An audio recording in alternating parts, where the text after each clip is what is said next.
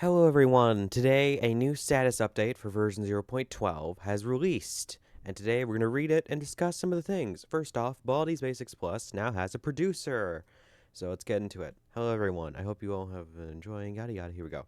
As I mentioned in previous status updates, I've begun searching for a producer project manager, primarily to help me get a publisher for Baldi's Basics Plus, but also to help keep things on track and wrap up the project within a reasonable amount of time. Well, I'm happy to announce that Nayan Ramachandran has been brought on to the project to fill that role. He seems like a very cool person. Has several years of experience. Great. Specifically working with independent game developers. Cool. With his experience, I believe he will be a huge help in getting Baldi's Basics Plus a good publisher and ultimately finished. Good to hear. We've been working together for about a month now and are starting to really get into the swing of things. So far, this has been great as we've begun working on our pitch and getting more organized with Baldi's Basics Plus development cycle. In the future, I will likely bring a few more team members onto the project, at which his project will become invaluable. All that is to say, I'm incredibly thankful of his help moving forward. Great. Thank you, Nyan. Thank you. Or is it Nyan? Is it Nyan? Nyan? I don't know. What's in store for version 0.12? A lot of my dev time since. Ooh, okay. Ooh, okay. These screenshots are of some of the new surprises you can expect in 0.12. Any guesses as to what they are? I will go over these later because they are important and there's stuff in them. In more technical news, I have made some big improvements to the way collisions between entities are handled. You know how in the current version of Baldi's Basics Plus, characters who are chasing you, such as Playtime and Principal of the Thing, will hover on top of you when they're squished until they finally regain their normal weight. Well, I've now set up a system where entities can detect invalid collisions as well as valid collisions and react accordingly. On top of that, I've extended the system to other scenarios that affect the abilities of entities, such as gravity chaos. This ensures consistency between entity interactions so they'll always behave how you expect. So now if a squished Playtime reaches you, she'll become sad and wander away instead, which is why Playtime is in the thumbnail of this video. If Principal the Thing is chasing you, but you're upside down and he's not, he'll try and fail to send you to detention, which results in him teleporting there, but not you. And good old Dr. Reflex can no longer squish entities if he's in a scenario that should prevent interactions. This change not only fixes several long-standing issues, but also makes it easy to ensure future collision-affecting mechanics I may introduce in the future will be consistent with the existing ones. Ooh, ooh. Let's talk about challenge maps. Something I've been thinking about for a while now is the future of challenge maps. As I've focused more and more on the core of all these Basics Plus, I've started wondering if challenge maps might be outside the scope of the project, at least in their current form. Before making any drastic decisions, thought I wanted to get feedback from all of you. Oh, that's interesting. So here we go. As I'm sure you all know, the game currently has 3 challenge maps, which I've labeled as legacy content. Okay. Now this isn't something okay. With that said, yada yada, they have issues. Oh yeah, to the changes breaking certain behaviors. With that said, I'm wondering how you would all feel if they ended up getting removed at some point during the early access. Now this isn't something I plan on doing, but if at some point I make a change that breaks the legacy challenge maps, I would prefer to be able to just cut them instead of spend time trying to fix them. Since I don't plan on making any new challenge maps until version 0.1 version 1 releases. I won't be able to release them quickly. I don't like removing content that I've already released because I know there are many players out there who still enjoy it, but that's why I'm asking you.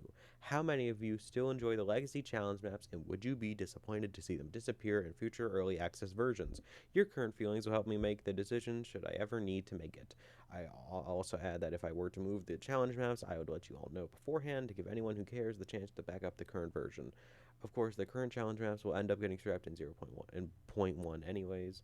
So, sorry, in 1 anyways, so no matter what, they won't last forever. Speaking of 1, though, that brings me to the other point I'd like to discuss, and that's whether or not challenge maps will make the cut into the final game at all. Yeah, it's a lot about it. What I'm getting at is designing levels would require a skill I've never practiced before. Whether it would be time to start designing challenge maps, I can't really help. We're damper on development, that's fair enough. I'd very likely need to bring an experienced level designer onto the team, which of course would require a higher budget than without. If I did the level designs myself, that would take me away from working on other more important things and probably result in levels that are just okay. In either case, it would probably extend development time. Of course, I don't want to scrap a feature that I've been saying would be added to the game in the future, even though disclaimers everything subject to change. It's not something I take lightly. 3 options. I'd keep challenge maps as originally planned. B. Scrap them entirely. C. Compose and make challenge maps procedurally generated, focusing entirely on interesting gameplay scenarios instead of unique level designs. Currently, I feel like option C is the one I'd like to take. On the other hand, unique handmade levels would be lost. Okay. So, my personal thought about it is do this or just put them in like a future update. You can release the thing and then add more onto it. DLCs exist, stuff like that. That could be an idea. I will not be making a final decision on this matter for a while, and will continue considering other approaches I could take that could work for better than the original idea. But I'd love to hear feedback. Conclusion. Okay, here we go. I plan on releasing the pre-release on August 25th, followed by the public release on September 1st. As with version 0.11, this will be relatively small, but I think there will be a lot of fun to be had. Yes. So now we're gonna get into the screenshots because there's something I noticed in them. So we're gonna get into this first one now. Now, not much is noticeable. There's this text up here I can't really read, but I don't think it's anything big. And this room doesn't look that huge. I mean, the one thing you'll notice is the balloons. They're all blue and they're in this room. That's not really common, I guess. The one thing that you might notice is this 6 and 0 and a button. What I am guessing this is similar to the party mode, the party mode. You have to count up all of the balloons and then put them there. I'm not sure what this room would do. I don't know if it's going to be like a notebook or an item, whatever. I don't know. That could be something. Or YTPs. That sounds like a YTPs thing. Now, the second screenshot is a huge one. Maybe. First of all, this. Secondly, all the windows are broken. Thirdly, 0 out of 8 notebooks. Now, this could easily just be an error. Errors happen. It could have just been a good screenshot, and it just so happened that 8 notebooks were spawned in, but that's not actually correct. However, if it is correct, this would be the first time the number 8 is correctly used as the notebook counter, because the only other way 0 out of 8 notebooks would appear in Baldi's Basics Plus was because of a long-standing 4-year-long glitch with 0.3. That was the only way to see 0 out of 8 notebooks. So if this is a real new feature and not just a random mistake, this could be pretty big.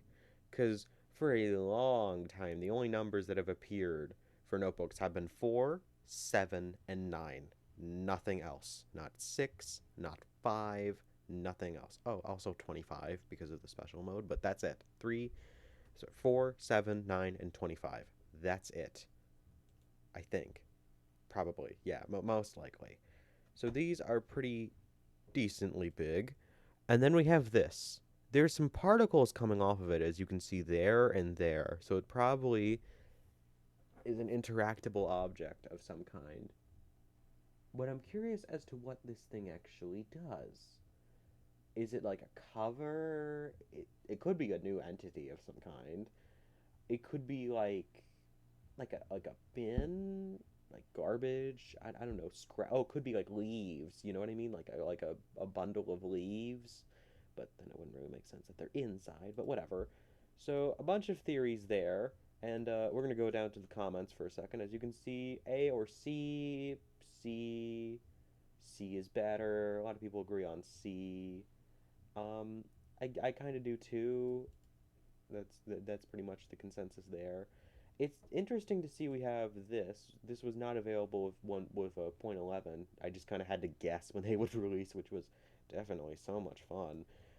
Yeah, now we know. Late August, early September.